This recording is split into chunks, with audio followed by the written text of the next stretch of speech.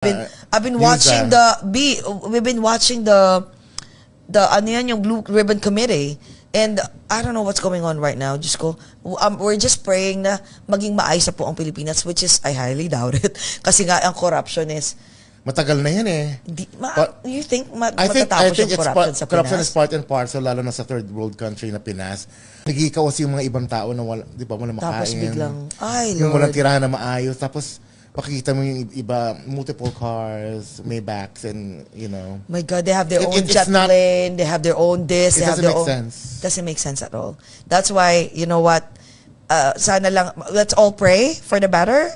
And sana matapos na yung corruption. Yun lang yun. Yun lang yun. And ito pa, sana lahat ng mga buwisit na nagnakaw sa kabanang bayan ng Pilipinas, I hope mabigyan naman ng justice. Kasi lahat ng, imagine mo, buong Pilipinas, nag-ambag-ambagan para doon sa mga jet plane nila, sa mga Hermes nila.